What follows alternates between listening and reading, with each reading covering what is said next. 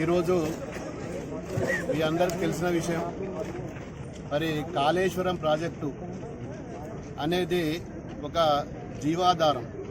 మరి గతంలో 14 సంవత్సరాలు ఉద్యమాలు చేసి మరి అప్పటి మన ఉద్యమ నాయకుడు కేసీఆర్ గారు మరి గోదావరి నుంచి నీరు తెచ్చి మరి మల్లన్న సాగరు, రంగనాయక సాగరు, కొండపోచమ్మ మరి ఎన్నో చెక్ డ్యాములు కట్టి ఆ చెక్ డ్యాముల ద్వారా నీరు తెచ్చిన ఘనత మరి గత ప్రభుత్వానికి గౌరవ కేసీఆర్ గారు.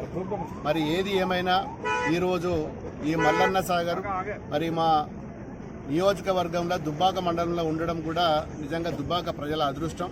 మరి ఈరోజు దుబ్బాక కెనాల్ అంటే దుబ్బాక, సిద్దిపేట, సిరిసిల్ల మరి ఈ ప్రాంతంలో మరి 1000 ఎకరాలకు నీరందించే కాల్వ ఇది. ఈరోజు ప్రారంభోత్సవం చేసుకున్నాం.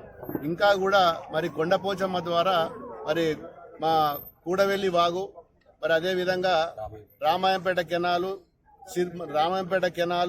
శంకరంపేట కెనాల్ కూడా మరి ఇడవాల్సిన అవసరం ఉన్నది.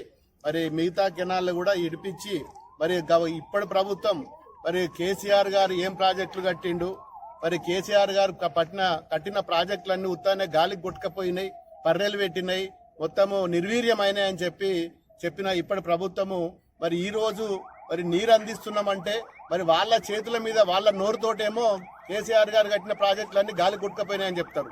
మరి ఇలా వాళ్ళ చేతుల మీదనే మరి ఈరోజు నీరు ఓపెన్ చేయడం అంటే ఈ అంతకంటే మరి ఇంకొక ఈనాటి హీనమైనది ఇంకొకటి లేదు.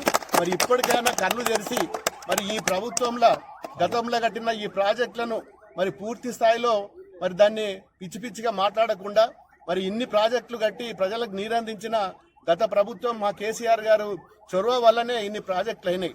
దాన్ని అడ్డదారున ఇష్టం ఉన్నట్టు మాట్లాడి గాలి కొట్టుకపోయినాయి, పర్రెలు పెట్టినాయి, నిర్వీర్యం అయిపోయినాయి, కుంగిపోయినాయి అని చెప్పి వాళ్ళ నోరుతోటే ఇష్టం ఉన్నట్టు మాట్లాడుతున్నారు. మరి అదే చైల్డ్తోటి వచ్చి అలా ఎనాగ్రేషన్ చేస్తున్నారు. మరి అదే నిదర్శనము ప్రజలు గమనిస్తున్నారు. ఈ ప్రాజెక్టులు ఎవరి వల్ల అయినాయి, ఈ ప్రాంతంకు ఎక్కడ నీళ్ళు వచ్చినాయని చెప్పి ఒకసారి గమనించవలసిందిగా కోరుతున్నారు.